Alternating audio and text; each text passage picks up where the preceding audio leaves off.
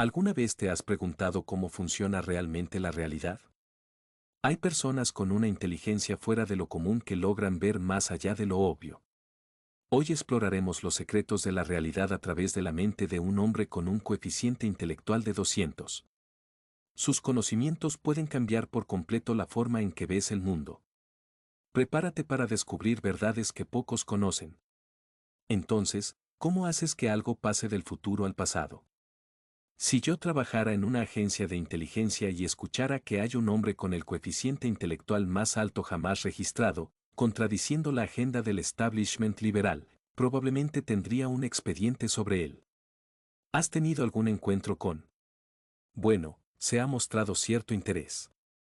La mayoría de nosotros tenemos un coeficiente intelectual de 100. Si alguien se encuentra en la franja de 140, ya entra en la categoría de genio o casi genio. Pero un coeficiente de 195 a 200, estamos hablando de alguien que es literalmente único entre miles de millones de personas. Los historiadores estiman que Einstein y Franklin tenían un CI de aproximadamente 160, Darwin 165, Galileo 185 e Isaac Newton 190. Eso significa que Langham podría ser la persona más inteligente del mundo. Para aquellos de nosotros con un coeficiente intelectual un poco más bajo que el tuyo, y lo admito sin falsa modestia ni exceso de confianza, la primera pregunta que debemos hacernos es, ¿Dios existe? Sí. La realidad tiene una identidad. Cuando decimos realidad, estamos nombrando una identidad, estamos identificando algo. Me hace sonreír tu respuesta porque me recuerda a Moisés en la zarza ardiente. Moisés pregunta, ¿a quién debo decir que me envía? Y Dios responde, yo soy el que soy. Exactamente. Yo soy la identidad misma, la existencia misma. Y eso es precisamente lo que dice el CTMU. Lo que hace el modelo es proporcionar la estructura matemática necesaria para construir una realidad sobre esa base. Primero estableces la identidad de la realidad y luego buscas sus propiedades. Cuando haces esto, descubres que esas propiedades coinciden con la descripción de Dios en la mayoría de las religiones del mundo. La realidad no es solo geométrica, como pensaba Einstein, ni solo lingüística, como creía Russell. Es una combinación de ambas. Por eso, deduje que la realidad debe ser lógico-geométrica. En ese punto, me di cuenta de que necesitaba construir una teoría que explicara cómo la realidad puede ser lógico-geométrica. De ahí nació el CTMU, el modelo cognitivo teórico del universo. ¿Y qué significa? Si analizas el nombre, verás que contiene los elementos esenciales: teoría, lenguaje, modelo y universo. La clave es que todos estos conceptos están interconectados, no son cosas separadas, sino que forman una sola estructura. La realidad solo puede tener una única estructura. Cuando entiendes esto y lo formalizas teóricamente, llegas a verdades absolutas e invariantes. No estamos simplemente hablando de filosofía, lenguaje, matemáticas o física como disciplinas separadas. Estamos hablando de algo que es absoluto y universal. Para captar las verdades inmutables de la realidad, necesitamos algo que sea válido en todo tiempo y lugar, sin importar las circunstancias. Y no estamos definiendo a Dios fuera de la existencia, como hacen algunos.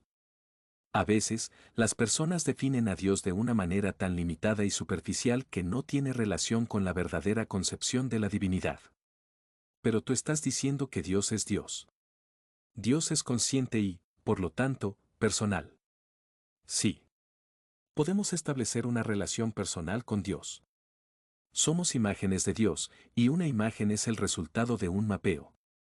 Dios se proyecta en cada ser humano. Esto es algo profundamente personal que Dios hace por nosotros. No entiendo cómo alguien podría verlo de otra manera. Cada uno de nosotros refleja la estructura del universo. Existimos dentro de un medio. ¿Y qué es ese medio? ¿De dónde proviene? ¿Qué lo mantiene unido? ¿Cuál es su fuente de coherencia? ¿Tu afirmación es panteísta en el sentido de que Dios es el universo y el universo es Dios? No exactamente. Dios es más grande que el universo. La hipótesis de la simulación sugiere que la realidad que percibimos es solo una simulación que se ejecuta en algún tipo de autómata o computadora. El CTMU, en cambio, propone una visión panenteísta. Panenteísmo significa que Dios no solo está en todo, sino que todo está en Dios. Dios no está limitado al universo físico. El panteísmo ordinario asume que Dios está distribuido dentro del universo y que el universo es todo lo que hay. Pero la realidad no puede existir por sí sola sin ciertas condiciones previas. Esas condiciones nos llevan a Dios. Si volvemos a la hipótesis de la simulación, lo que experimentamos es una proyección de una realidad más fundamental. Pero, además de la proyección, hay un proceso subyacente. Dios captura ambos aspectos, tanto la proyección como el proceso que la genera. Cuando observamos la realidad, vemos estados estáticos. Pero, ¿cómo cambian? Debe haber un procesamiento en marcha. Y ahí es donde entra en juego la verdadera naturaleza de Dios. La mesa es consciente en ese sentido, sí, es genéricamente consciente, pero depende de nuestra conciencia para hacerlo. Existen niveles de lo cuántico, estos son cuánticos terciarios, todos reunidos mediante fuerzas físicas localistas, ¿cierto? Pero esas fuerzas están subdeterminadas, no determinan completamente lo que sucede. ¿Por qué?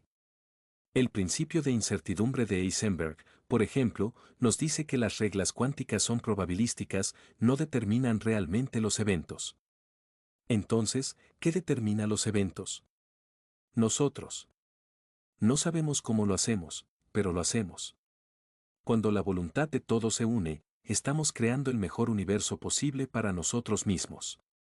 Y Dios es quien armoniza todas nuestras diferentes perspectivas y hace que las cosas sucedan para todos al mismo tiempo. Si hiciéramos las cosas correctamente, este sería el mejor de todos los mundos posibles. Lamentablemente, a menudo cometemos errores, y eso es lo que debemos dejar de hacer. Pero no podemos salir de ese ciclo hasta que comprendamos qué es la realidad, qué somos y cuál es la relación entre ambas cosas.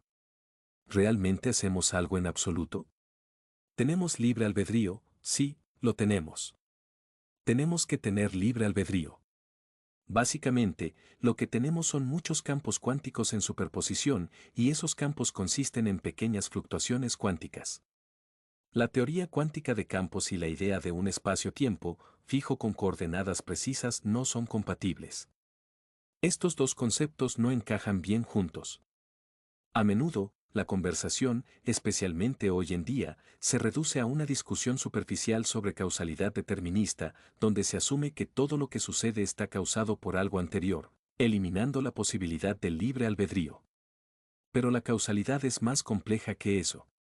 Hablar del libre albedrío en esos términos es vacío, no lleva a ninguna parte. La realidad es generativa, no un espacio fijo. Todo está siendo creado constantemente, no solo nuestros estados internos, sino el propio entorno. Cuando miro a alguien, veo su contorno, lo que lo distingue del medio que lo rodea. Pero para reconocerlo, también debo estar regenerando el medio en mi mente. Un bebé, por ejemplo, tiene dificultades para distinguir los límites entre los objetos hasta que aprende a reconocerlos visualmente en el momento adecuado de su desarrollo. Aquí es donde entra la metacausalidad. La causalidad normal funciona del pasado al futuro. Pero la metacausalidad opera en un ciclo cerrado, donde el pasado y el futuro interactúan. Esto es esencial para que la cuántica haga que la causalidad funcione.